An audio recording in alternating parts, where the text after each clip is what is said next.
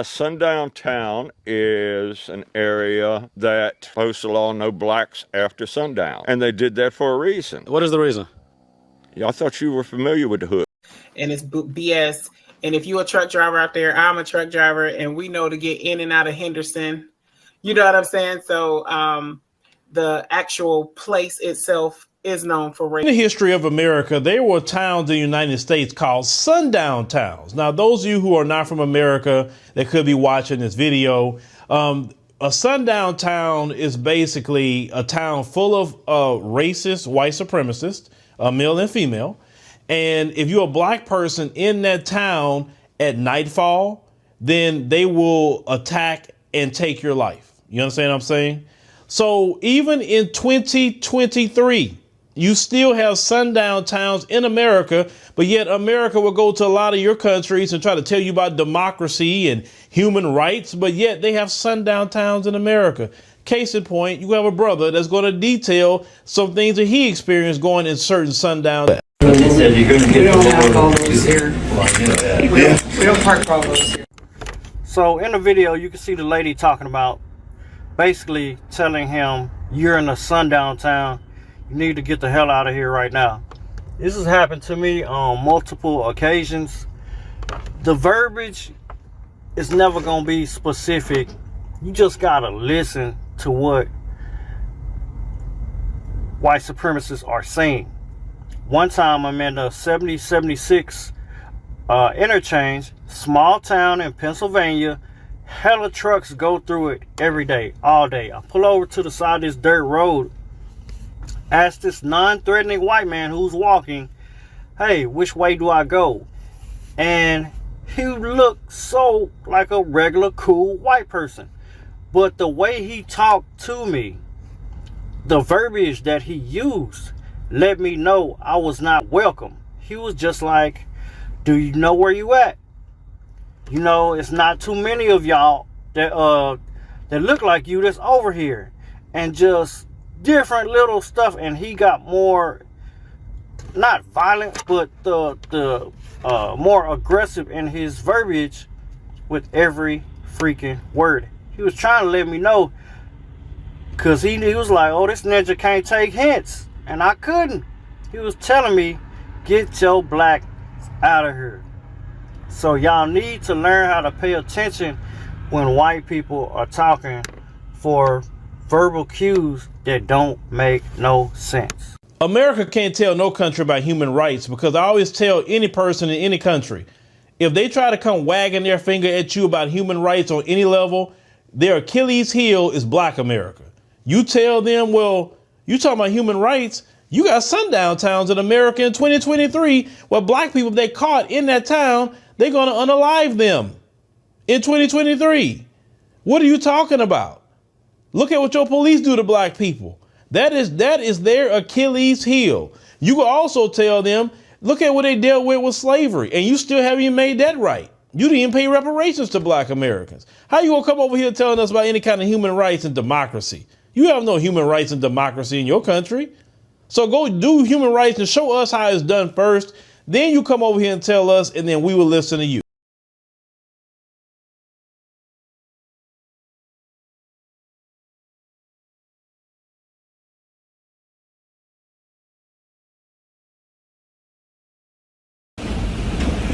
A rushing river of rubble. First, there was a lot of kegs, a lot of like propane tanks and things, and then it was shipping containers and vehicles, and then it was whole buildings. Chris Faber took this video from his Biltmore Village apartment on the 3rd floor.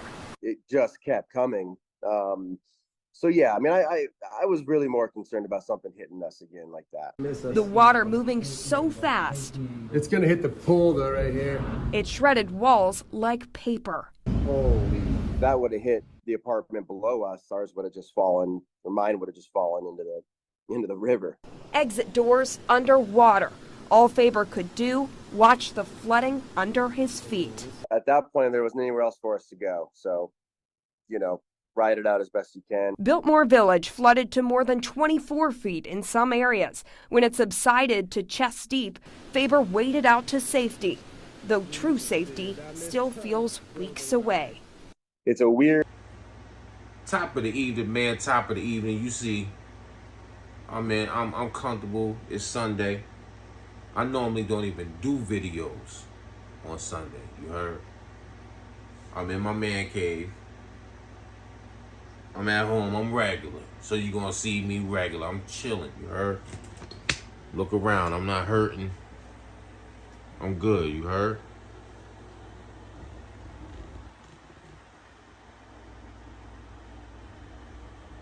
This is for the trolls. Yo, why you look like that on camera? Well, I'm at home, buddy. You heard? It's hard to get off this damn couch because it's so low. But if you know anything about cars, that's an Alfa Romeo sitting right there. Okay? Nothing hurting about J Cass. That's for the trolls. Cause you know I like to set the record straight for the trolls first. Don't troll me. Cause I really got it out the mud. I'm not hurting at all, you heard? I'm not cocky, cause I know God got me.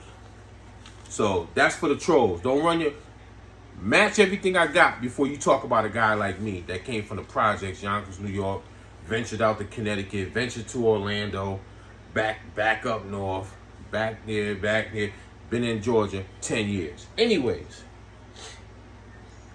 I came across like I'm 49 and I'm from up top. So being in the South, you learn about things, your eyes open about stuff that I never heard about because I was too busy trying to survive New York and trying to survive Connecticut. Like the inner city, the hood, like where I'm from is concrete jungle. You can't drive 15 minutes in New York and see cows unless you go to the Bronx Zoo. You heard? Like you drive 15 minutes, you in another set of hood, another borough, another project, streets, blocks, hoods, corner stores, both, everything. But here in the South, for you Atlanta people, yes, do Atlanta people get busy? They will put you in a box. Let me reiterate. Atlanta will put you in the box. They do shoot. Because their gun laws is different, people. If you a non-felon, you can go into Academy Sports or whatever the name of the place is, because wifey brought her first gun from a pawn shop. If you a non-felon with no police record, you could go in there within a half hour to 40 minutes, have a legal firearm, and now Governor Kemp passed the law that you don't have to get the permit to conceal carry. So everybody got hammers in Georgia. But let me talk to you Georgia people. See, where I'm from, you can't have no gun without FBI checks and proper permits. So yes, in New York, we known to use our hands, you heard? Or we'll have a Gemstar razor tucked under the tongue. Remember Above the Rim with Tupac? And buck 50 your face. We had to fight. That's the difference between New York cats and Georgia cats. People, I mean. Y'all known for busting guns. We bust guns too, but we known to bust your jaw. Now anyways, let me get into what the topic of tonight is real quick. Because like I said, I normally don't. Saturdays and Sundays is normally family time. I don't even do this. But I found something to be real disturbing. So, remember this hurricane that just ran through us? Pause, nothing like that. Helene or whatever the name is. We were in direct path of the hurricane, but for some reason it skipped over where I'm at right here, and it hit Atlanta hard, but it was in a direct path. But it really got up into those mountains in North Carolina. I'm leading to something here. Stay with me. Okay. At my old job, before I started this one, I had a coworker that said he broke down somewhere in Alabama, a rural town. And he said one of the people that was there at the truck stop said, "Hey man, you might not want to be here past sundown. So I kind of got offended, even though I wasn't there. I was like, man, what the F you mean? You can't beat it. I said, man, this is 20 something. This 2023. Like, what you mean you can't be there after sundown? My coworker said, it's a sundown town, bro. I'm like, I'm from up top. What the hell does that mean? Meaning, your black ass, right, better not be caught in that town past sundown. When he told me, I was like, yeah, all right, whatever. Fast forward, that was like 5 months ago. Didn't pay it no mind, didn't even think about it again. Spoke to Pop Dukes because this new hurricane, Milton, my dad is in Oviedo. It's coming straight through Central Florida. It's going through Tampa, all that. So I hit him up like, yo, man, y'all gonna take shot? Y'all gonna evacuate? Like, what are you gonna do? So we talking, and he mentioned Helene or Helen in those mountains in North Carolina. How it didn't really hit them neither, right? Because it was supposed to hit Orlando and all that hurricane, and it skipped past South Carolina, and it went straight up in those mountains. Well, guess what, people? Where it hit is a sundown town. Where right next to it, I think it's called Henderson. It definitely hit Asheville, destroyed it, and it did a lot of damage in Henderson. Come to find out, my dad was like, that's where the black kid got hung from the tree. And they didn't want to give the family no type of help. They wouldn't let them come see the body at first. They was being real like non-helping to the family. To the point where they had to go up there with lawyers and stand in front of their courthouse or wherever they was at, the police station or the courthouse, and demand answers.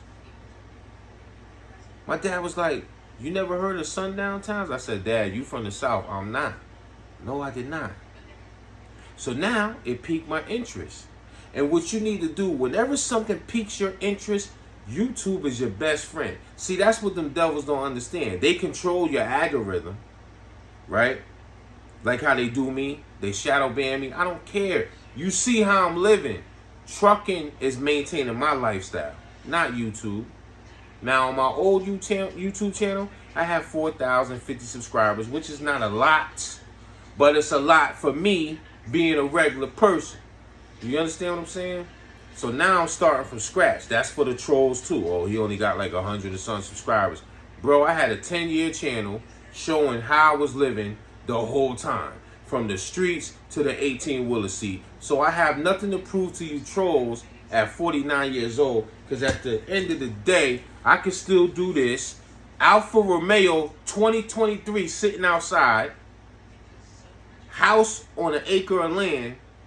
Pool in the back. Man cave right here in front of you. So, I mean, not cocky. God got me. So I don't have to prove nothing to the trolls. I'm trying to talk to my people here. I've been doing some research real quick.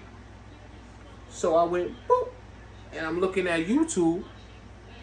And they talking about all these black men, mainly men, that was missing, still missing, mysteriously missing, that would normally not be missing. Get what I'm saying? So that's like if Jay Cass, not knowing, had linked up with a job and they like, hey man, we'll pay you $2,500. We need you to drive 500 miles. So, because I think from here to where that place is, it's probably about a 4-hour drive, 4.5 hours, 5 hours, 6 hours. And I'm like, damn, $2,500, not knowing it's a sundown town. Just because I'm 6'5" and I got a little bit of muscles on me, you understand, 10% belly fat, but other than that, these hands is official. I get busy with them. I'm not invincible when somebody got a gun in my face. So imagine if I went up there and I went to deliver at Walmart, because one of these videos said don't deliver to the distribution center in Walmart in that town, because that's where the guy went, the young man that was 22 years old or 24, and he ended up hanging in a tree. And they said the way the rope was, he couldn't have did that.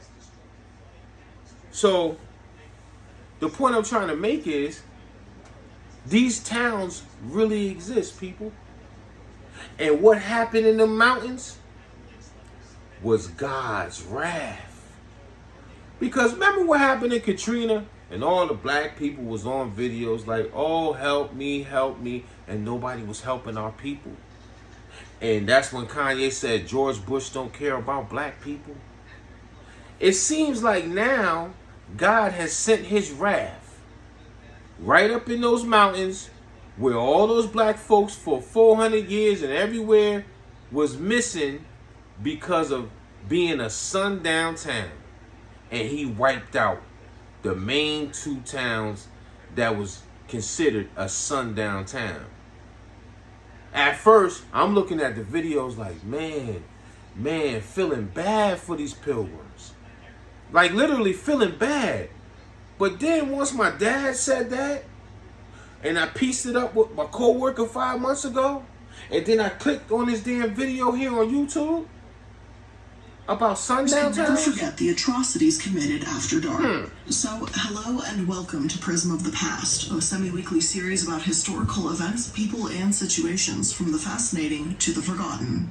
I'm the Illuminati, and today we're going to be talking about sundown towns with a slight focus on Cullman, Alabama. We'll also mention quite a few other sundown towns along the way, and you'll see why I wanted to talk about Cullman in particular in just a bit. Before we get into it, this episode is going to feature a lot of racism, violence, and other things of that nature, so if it upsets you, I recommend skipping today's episode. Let's begin by discussing what a sundown town is, where they come from, and before we talk about how sundown towns exist in the modern day. Let's get into it.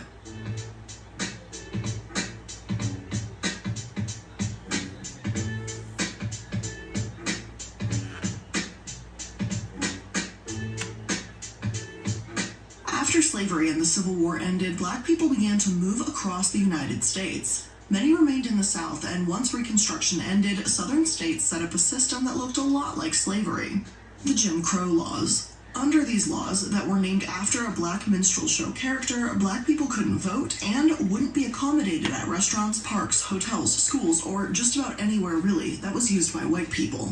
Black codes were, simply put, a legal way to put black citizens into indentured servitude and control them. And since former Confederate soldiers could work as police officers and judges, it made it incredibly difficult for any black citizens to fight against the system or win any kind of court case. The ABHM, America's Black Holocaust Museum, writes how this mindset spread across the entire U.S. Most Americans have no idea how much race relations worsened between 1890 and the 1930s, and not just in the South. In fact, black Americans were the targets of racial violence and discrimination in the North, East, and West as well. Still, there was a greater opportunity for family-supporting jobs and a better life outside the South, so millions of blacks left in one of the largest immigrations in history. This is known as the Great Migration, and it transformed America. For example, African Americans reached every county of Montana. More than 400 lived in Michigan's Upper Peninsula. City neighborhoods across the country were fairly integrated too, even if the black inhabitants were often servants or gardeners for white neighbors. Between 1890 and the 1930s, however, all of this changed. By 1930, although its white population had increased by 75%, Michigan's Upper Peninsula was home to only 331 African Americans, and 180 of them were inmates of the Marquette State Prison. 11 Montana counties had no blacks at all. Across the country, city neighborhoods grew more and more segregated. Predominantly white communities between 1890 and 1960 actively discouraged blacks from settling there. In its most blatant form, signs would be posted at the city limits. In Alex, Arkansas in the 1930s, their sign read, "N-word, don't let the sun go down on you in Alex." While others read, "Whites only after dark." These towns would also use discriminatory housing covenants to ensure that no non-white people could purchase or rent a home. Legal documents for Chevy Chase, Maryland read that any person of Negro blood or any person of the Semitic race was forbidden to buy or lease property. I'm not at all surprised that these communities were sometimes anti-Semitic as well. Small towns would keep out black people, Jews, Catholics, Greeks, Italians, Indians, and even trade unionists and gays. Businesses that served black customers or hired black employees would be boycotted, and postcards from these towns would say things like, "A good place to live, no Negroes," proud of their racial exclusion. Violence, too, was used to keep black people out of these sundown towns. African Americans that lingered in these towns even in the day would experience harassment, threats, arrest, and beatings. According to blackpast.org, an online encyclopedia about African American and global African history, it was not uncommon for black motorists passing through these communities to be followed by police or local residents to the city limits. In extreme cases, hostility towards African Americans resulted in extrajudicial killing. The lynching of 2 black teenagers in Marion, Indiana in 1930, for instance, resulted in the town's 200 black residents moving away, never to return. The rise of sundown towns made it difficult and dangerous for blacks to travel long distances by car. In 1930, for instance, 44 of the 89 counties along the famed Route 66 from Chicago to Los Angeles featured no motels or restaurants and prohibited blacks from entering after dark. In response, Victor H. Green, a postal worker from Harlem, compiled the Negro Motorist Green Book, a guide to recommendations that served black travelers. The guide was published from 1936 to 1966, and at its height of popularity was used by 2 million people. An Atlantic article that discusses the routes of Route 66 also addresses this. While for many, Route 66 is seen as the road of dreams or the mother road and the essence of the American dream itself, for others, it's a nightmare. After all, Route 66 started out in Illinois, a state that had 150 sundown towns alone. Before Route 66 was even connected and enshrined, the roads that formed it linked one atrocity to the next. Their article reads, take example, one violent night in 1906 in Springfield, Missouri, which would soon become the birthplace of Route 66. Though the road starts out in Chicago, the route was officially designated as 66. Okay, so this is a 32-minute video, so I'm not going to use up all my space on my phone. But did you hear what this woman said? That's a pilgrim going against the machine. Pilgrims. Most of these YouTube videos are narrated by their own people, so you know she not lying, because she white narrating the story to us. So that's what prompted me to do this video. I'm in the man cave, I'm chilling, I'm trying to catch up on some games, you know, just getting my mind right for tomorrow to get back in the big rig. And when my dad brought that sundown town up to me, I said, you know what? YouTube is always your best friend. Boop. Let me look up sundown towns. And they really exist, man. And I'm going to conclude, I'm going to leave black people. We've been through so much, right? We've been through so much. It's like things, even at the age I am now, that I'm just finding out, it's sad, man. And the reason why I'm just finding this stuff out, because I was trapped in a big city, New York. And then ventured out to Connecticut. And Connecticut is basically structured the same way. They have some racist towns up there, but they keep black people in certain areas. You get what I'm saying? So it's a hood everywhere. It is not where you're from, it's where you're at. But 400 years, slap on another 100 after slavery, the apartheid in Africa, in the 60s, like she said, you couldn't drink from the same water fountain. They even had, how you think subdivisions and HOAs, homeowner associations, which we don't have one. I would never move into a homeowner association. You understand me? You can't change your blinds a certain way. Everything got to be, I mean, it does stand, like, keep the neighborhood clean, stuff like that, but that was created when it first came out to keep Negroes out. You heard what she said? They wouldn't lease or let a black person buy a home in that area? When you gonna wake up? And I'm being real with any black man. The sisters, y'all stick behind y'all kings. But I'm being real right now. And I come from the gutter. That's why I post my receipts. So when the trolls start running their mouth, man, look at everything that went through these hands. Look at the pain of all the dead homies. When I first started off, when I first was able to comprehend what was around me, I was in a project in the 80s when crack first touched down. Red, yellow, blue tops everywhere.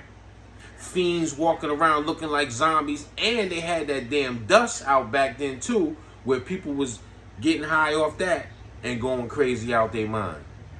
I'm in a project with an incinerator.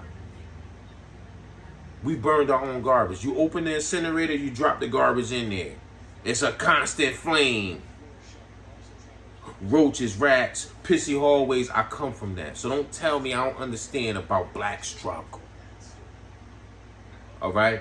I wanted to have a better life for my kids. So I did what I had to do. Okay? I got my hands dirty. Shoebox money.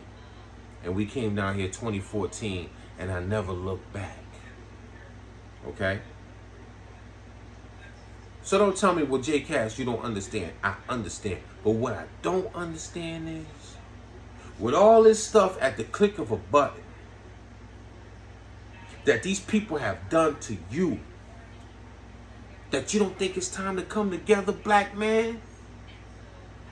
Yeah, so, yeah, we went to war with each other for years. And even to this day, we smoking each other at the highest rate.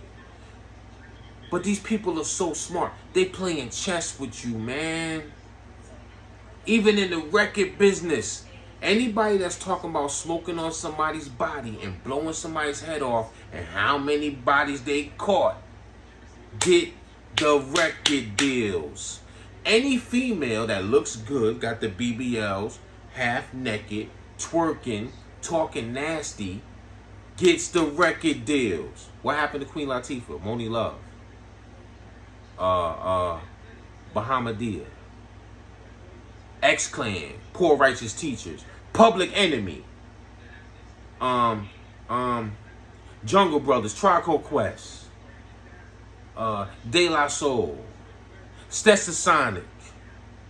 I'm talking about like positive rap, not the killing and smoke. Yeah, we had all that back then, but we had a balance, people. There's no more balance. Drilling and killing, naked and nasty. That's all. That's it. You don't see what these people doing, man? It's sad, but it's true. And I'm praying that, I hope I see this while I'm alive, that we just do it for 1 year. Just like cold turkey. Stop the killing. Come together. Take your money out of their pockets. Don't buy no designer, no Gucci, no Fendi, none of that. You understand what I'm saying? That's the only way you could get these people back. You could get your own reparations. Take your black dollar out of that. Come together as a conglomerate. I hope to see it happen, man. Because there's too much pain going on in Chicago, Philly, New York, Atlanta, Memphis, LA, Baltimore, Jersey, Connecticut, DC, Philly, just everywhere. Black pain, man, it's too much. We need to realize, we need to understand this and see what it really is, man. And come together. We got these freaking sundown towns in 2024. That man got hung. Now let me get back to that before I end this. That young man got hung in the town of Henderson, I think. That's right in up there next to Asheville, in that area that got wiped out. Everybody on those videos is pilgrims begging for help. And the government is not sending it. FEMA is not sending it.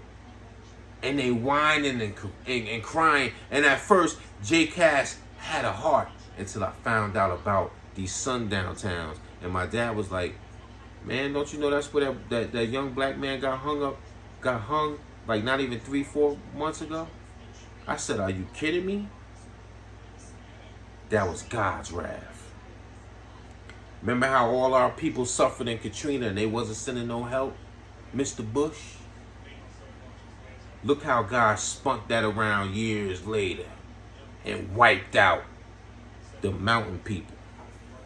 All those people in the mountains is mainly 99% pilgrims. And they on videos crying about they not getting no help and only civilian help. And they talking about hijacking anybody that comes up there to bring aid. They better go to the fire station and bring the aid. Don't try to come up there themselves, or they're gonna steal their cars and take everything from them. Now they see what it feels like, how we felt when Katrina hit and we wasn't getting no help. See how God can send his wrath?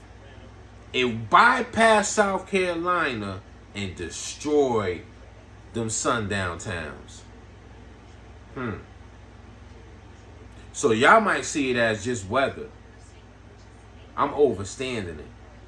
Now it's their time to feel the pain that them people felt in Katrina that didn't have no help. They don't have no way out because all the roads are destroyed. All the stores are destroyed. The power's still not up. That's how it was in Katrina. When they found all the black bodies that was gone after the water descended. They said they found 200, I think they said 100 bodies, but it's still 1,000 people missing up there in the mountains. And should I feel bad now? I don't feel bad, because guess what? They didn't feel bad with 400 years of what we went through.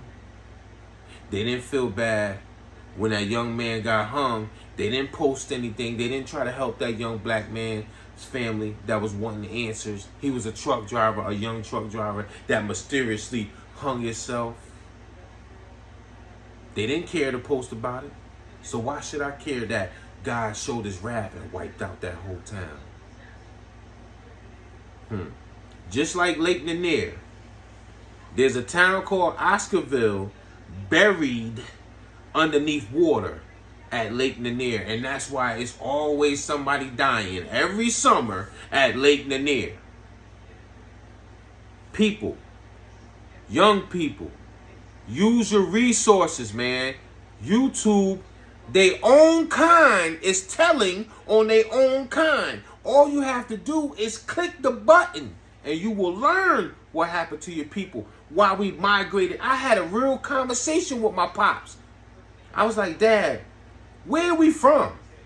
He said his people is from South Carolina and my mom's people was Virginia.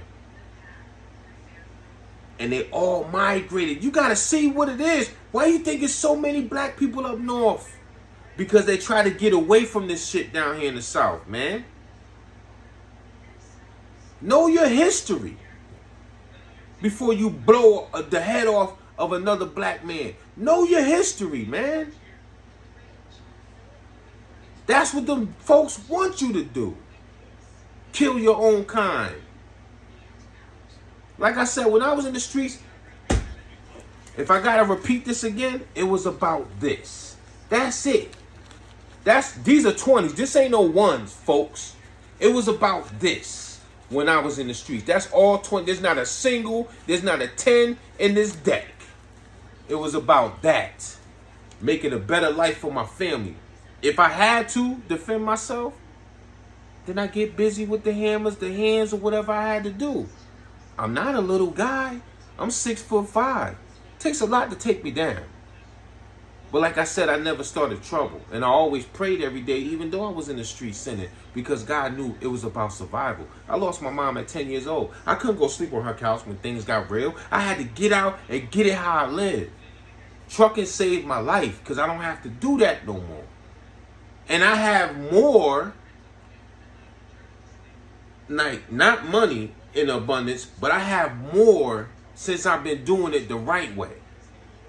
When I was in the streets, yeah, I'm in a tight ass apartment and got a $100,000 car, $60,000 car, $70,000 car sitting outside.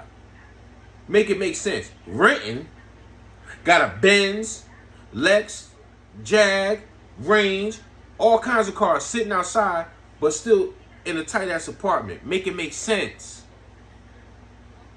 That's what we do up north. We in tight ass apartments, or we in a, or sometimes you'll be in a co-op. It's still an apartment building, and got $100,000, almost $150,000 car sitting outside. Make it make sense, but you ain't got your own home. I had to make it make sense. This is our home. The only way we lose this home is if we default on that loan and don't pay, well, the taxes are included in the loan. So if we don't pay that mortgage every month, that's who can take it from us. I'm the landlord. There's no HOA. I'm on an acre of land. That's how I was able to add this man cave, people. See, y'all used to seeing me sitting in the truck because that's where most of my damn time is during the week. So I have time at a stop getting live unloaded to run my... It's a nice little... This is what I see when I open my door. That's my daughter's ride. That's that Alfa Romeo I told you about. Acre of land. Got to cut the grass for one last time because it's wintertime. Read that label. And it's not being cocky. God got me. I put my open sign up the other day. You know what I mean? I created my man cave. I'm not going to walk to the backyard because I don't feel like walking to the backyard.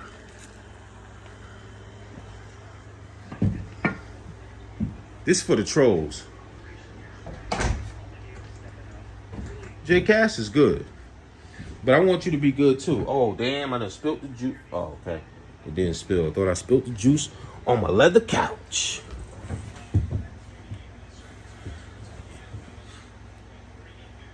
Click of a button, people. Everything's at a click of a button, man. Damn, man. That's what I hate about this sometimes. If you pause it, it'll take the video. Oh, there you go. I'm going to finish watching this video, man. Y'all have a blessed Sunday. And each one teach one.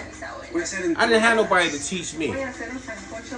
So now I'm learning later in life to be aware. Salute. Y'all be blessed.